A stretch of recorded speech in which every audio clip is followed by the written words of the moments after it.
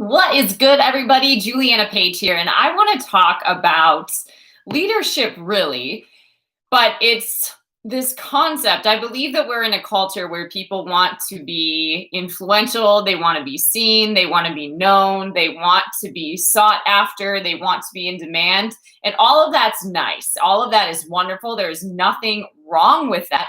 However, that is something potentially that could really take your focus. It could bring you out of alignment. It could get you busy about a lot of things, but it would be really discouraging to find out after all of that busy that the one thing that you were supposed to be doing, you didn't actually get busy about doing. So I want to simplify some of this because I was probably in some seasons of my life a jack of all trades, master of none. I was really exploring and seeking and pursuing a lot of different things and really trying to find out a lot, find out who am I? Why am I on this earth, right?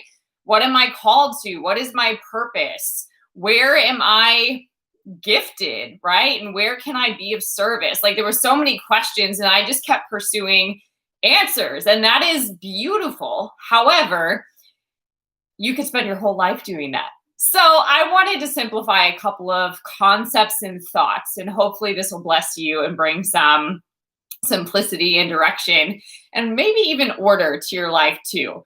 So the first thought is that to be successful, it's not to go out and pursue success. It actually means to be a person of value, to seek to be a person of value. So rather than going out and seeking all of the things and all of the ways that different people have identified are success or successful, right? Seek to be a person of value. And that might look different to every person that hears this, right? The way we are valuable, the way we are rare, the way we are unique has everything to do with your identity, how you've been uniquely form shaped and anointed from the womb, how you have been experiencing life, what your testimonies are, how you've been shaped, how your character is developed, what you've been studying and learning. All of this comes together and it's uniquely expressed through you. So that would be my first thought or invitation, that to be successful, the key is to not seek success, because you can get caught up in so many pursuits, again, of what that looks like, but to be a person of value. So the invitation to that would be, where do I provide value? Like if I were to ask those closest to me, or if I were to just take a poll of anyone in my sphere of influence, what would they come to me for? What would they come to me for? And if those folks aren't able to give me feedback, then I probably haven't become a master at anything yet. And that's okay, but pay attention to that, right? To be a person of value, people have to know what to come to you for and how you're able to serve and how you're able to help them.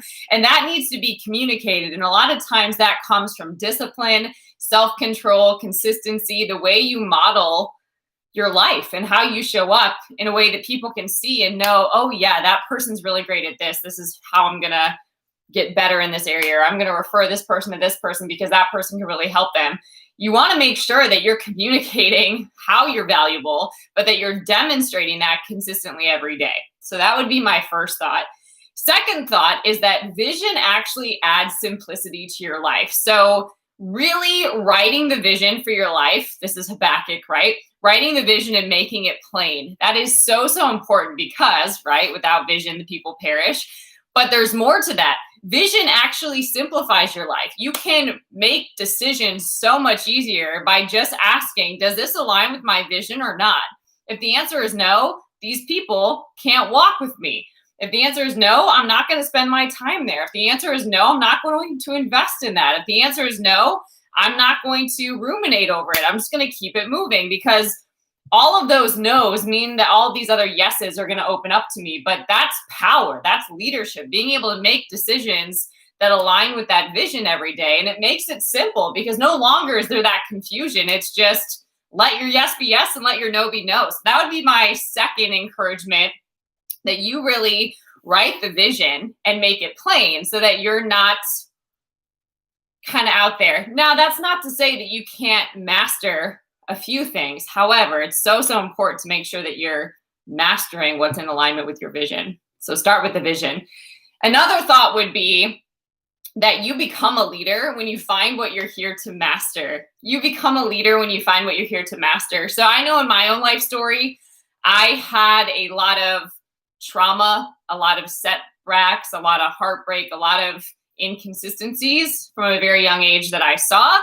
So my mission became to bounce back. How do you bounce back from that? How do you overcome that? How do you equip yourself so you don't just have to bounce back? That became what I really knew that I had to develop. I had to develop mental strength because I wasn't seeing that around me with addiction and a lot of the isms, alcoholism, workaholism, all of that. I had to develop mental strength so that I wouldn't fall into what I saw or what I knew or what I was accustomed to. I had to develop resilience because if times are hard, it doesn't mean that they're necessarily going to get easier, but I've got to get stronger. I've got to be able to bounce back no matter what's happening. I got to be strong, right, as I'm navigating life. So how do I do that? Resilience training. So I had to develop that. I also had to become better at communicating. The way I was raised, the way we grew up, we were private. You don't talk about things, you push them down. But I learned very quickly that that's going to bubble up and that's going to manifest, whether negatively on your body, it's going to manifest and come out of you in some kind of way. It can lead to addiction. It can lead to relational dysfunction. It can lead to a lot of things if you just don't have the courage actually to look at it, to face it, because you can't fix what you won't face. But suppressing it and keeping it down and not talking about it and pretending is not how I wanted to navigate life. I wanted to be able to understand what it meant to be authentic. I wanted to understand what it meant to communicate and express myself in healthy ways.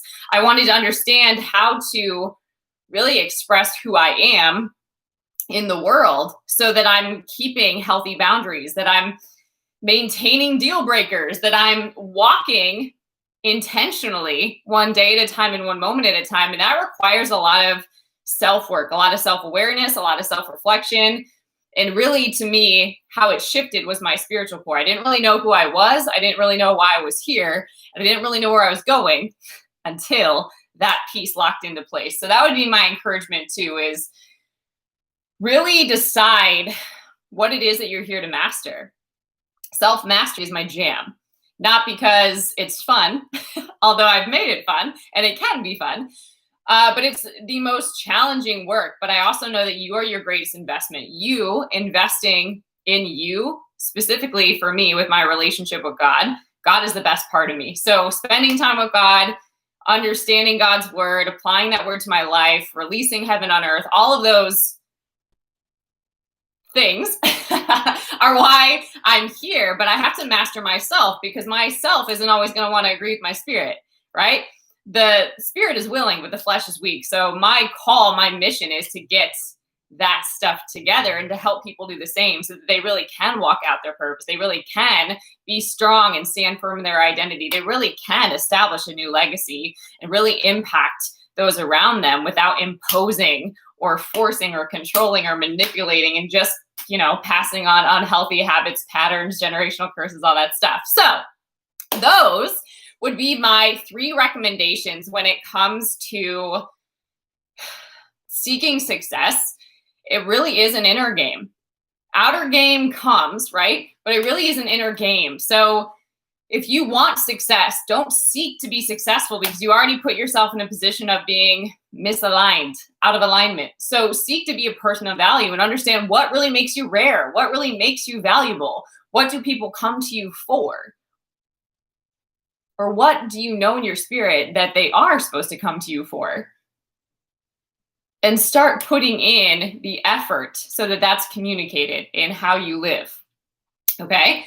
Next would be that vision makes life simple. So if you don't have a vision for your life, write the vision and make it plain. Now, I know that many are the plans of a man's heart, really, but it's the Lord that establishes the steps. So I would say journal about this, pray about this, make sure that it aligns with God's word, but it's also God's timing and God's ways, not your ways, not your thoughts, all of that. But having a vision, at least knowing where you're going, at least knowing why you're here, all of that will impact your decision making. It'll impact how you carry yourself. It'll impact who you surround yourself. And that's so, so important. And it really does simplify your life. And then the last one is you really become a leader when you find out what you're here to master. And I would say the areas where you've had the greatest resistance, the areas where you've had the greatest challenges, the areas where you feel like you've been set back the most are probably the areas where you're here to master. So that would be my encouragement, is do some reflection, take a look at these 3 different ideas that I presented with and analyze them for yourself. Reflect on them for yourself, take some notes, and see, if you pray about it, what God might reveal to you. All right, so that would be my thought on success. Maybe the pivot, the shift that you're looking for right now is not actually to be successful, but to understand that you are. Maybe it's redefining that and reassessing how you position yourself and how you prepare based on these thoughts. All right, if this message blessed you, please subscribe to the channel. And if it is blessing you, then I also recommend that you copy the link and that you share it with a friend who could use these words of encouragement. All right, guys, until next time, stay blessed. Bye.